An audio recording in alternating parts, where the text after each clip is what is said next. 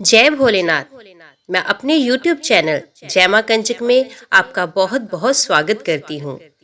अब तक आपने अधिक मास महात्म्य के 30 अध्याय श्रद्धापूर्वक श्रवण कर लिए होंगे, ऐसी मैं उम्मीद करती हूँ। आज से हम श्रावण मास महात्म्य के बचे हुए 16 से 30 तक के अध्याय प्रस्तुत करेंगे। उम्मीद करती हूँ शुरू से लेके अंत तक आप बने रहेंगे। आज की वीडियो में हम श्रावण मास महात्म्य का कथा अध्याय 16 जो कि शीतला सप्तमी व्रत की कथा व वर्णन के साथ आपके सामने प्रस्तुत किया जाएगा। उम्मीद करती हूँ इसे भी आप श्रद्धा पूर्वक श्रवण करेंगे। महात्म्य कथा के उपरांत हम आपके सामने भगवान भोलेनाथ के ज्योतिर्लिंग की एक कथा को आपके सामने प्रस्तुत करेंगे। उम्मीद है वीडियो को आप शुरू से लेकर अंत तक जरूर देखेंगे और श्रद्धा पूर्वक श्रवण करेंगे। ओम नमः शिवाय। भगवान भोलेनाथ बोले, हे सनत कुमार, अब मैं शीतला सप्तमी व्रत को कहूँगा। श्रावण मास में शुक्ल पक्ष की सप्तमी तिथि को ये व्रत करना चाहिए। सबसे पहले दीवार पर एक वापी का आकार बनाकर अशरीरी संज्ञक दिव्य रूप वाले 7 जल देवताओं, 2 बालकों से युक्त पुरुष संज्ञक नारी, एक घोड़ा, एक वृषभ तथा नर वाहन सहित एक पालकी भी उस पर बना दें। इसके बाद 16 उपचारों से 7 जल देवताओं की पूजा होनी चाहिए। इस व्रत के साधन में ककड़ी और दधी औधन का नैवेद्य अर्पित करना चाहिए। उसके बाद नैवेद्य के पदार्थों में से ब्राह्मण को वायन देना चाहिए। इस प्रकार 7 वर्ष तक इस व्रत को करने के बाद उद्यापन करना चाहिए। इस व्रत में प्रत्येक वर्ष 7 सुवासिनियों को भोजन कराना चाहिए। जल देवताओं की प्रतिमाएं एक सुवर्ण पात्र में रखकर बालकों सहित एक दिन पहले सायंकाल में भक्ति पूर्वक उनकी पूजा करनी चाहिए। प्रातःकाल पहले ग्रह होम करके देवताओं के निमित्त चरु से होम करना चाहिए। जिसने पहले इस व्रत को किया और उसे जो फल प्राप्त हुआ उसे आप सुनिए। सौराष्ट्र देश में शोभन नामक एक नगर था। उसमें सभी धर्मों के प्रति निष्ठा रखने वाला एक शाहूकार रहता था। उसने जल रहित एक अत्यंत निर्जन वन में बहुत पैसा खर्च करके शुभ तथा मनोहर सीढ़ियों से युक्त पशुओं को जल पिलाने के लिए सरलता से उतरने चढ़ने योग्य दृढ़ पत्थरों से बंधी हुई तथा लंबे समय तक टिकने वाली एक बावली बनवाई। उस बावली के चारों ओर थके राहगीरों के विश्राम के लिए अनेक प्रकार के वृक्षों से शोभायमान एक बाग लगवाया। लेकिन वे बावली सूखी ही रह गई और उसमें एक बूंद पानी नहीं आया। शाहूकार सोचने लगा कि मेरा प्रयास व्यर्थ हो गया और व्यर्थ ही धन खर्च किया। इसी चिंता में विचार करता हुआ वे शाहूकार रात में वही सो गया। तब रात्रि में उसके स्वप्न में जल देवता आए और उन्होंने कहा, हे धनत, जल के आने का उपाय तुम सुनो। यदि तुम हम लोगों के लिए आदर पूर्वक अपने पुत्र की बलि दो तो उसी समय तुम्हारी ये बावली जल से भर जाएगी। ये सपना देखकर शाहूकार ने सुबह अपने पुत्र को बताया।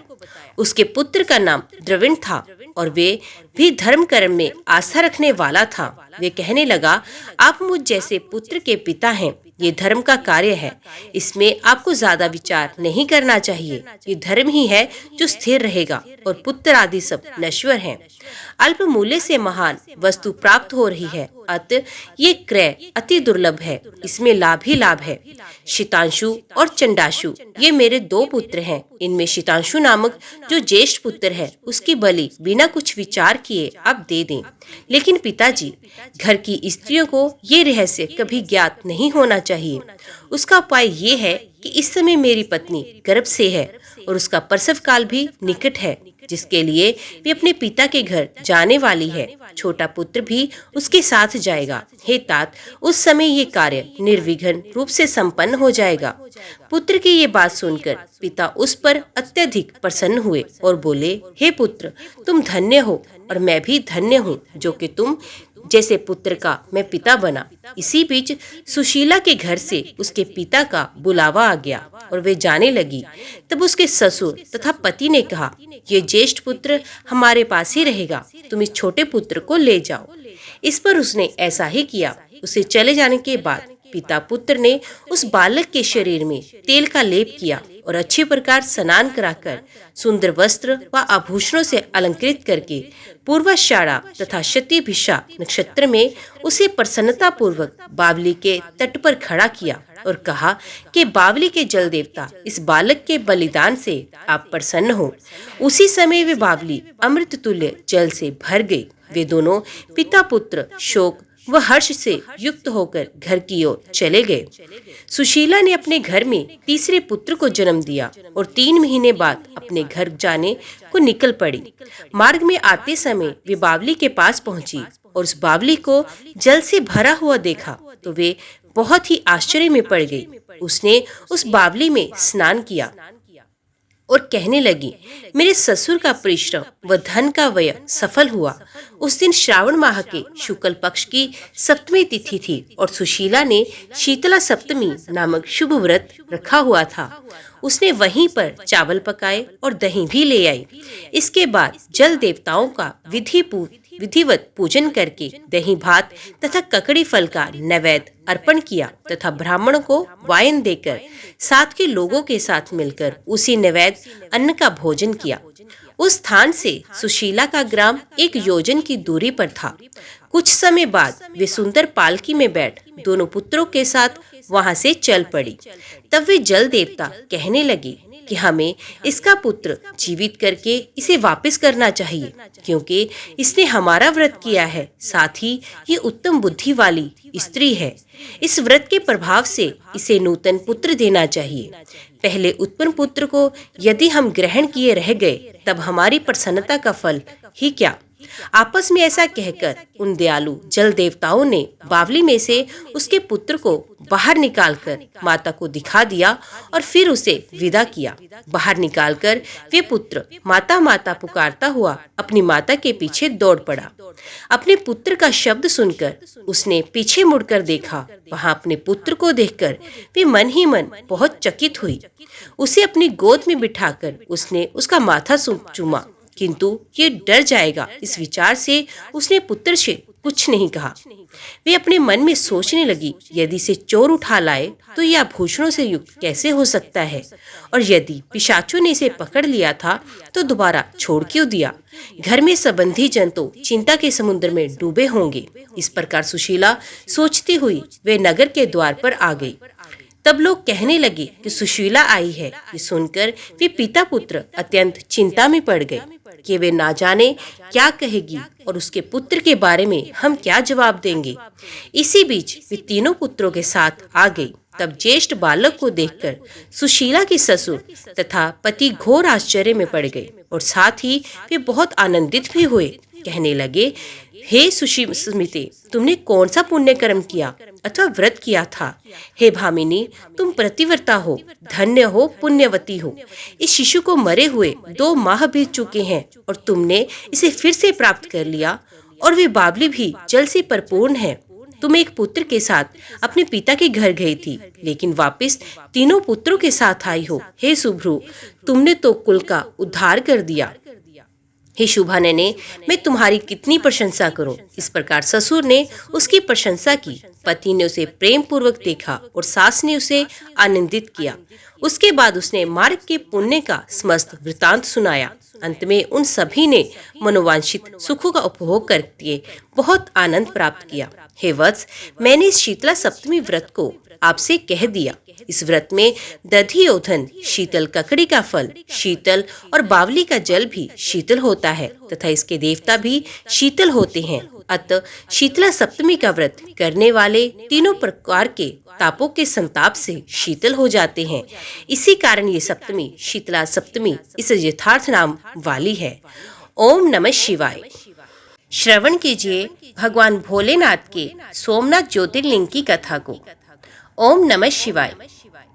ज्योतिर्लिंग के प्रादुर्भाव की एक पौराणिक कथा प्रचलित है।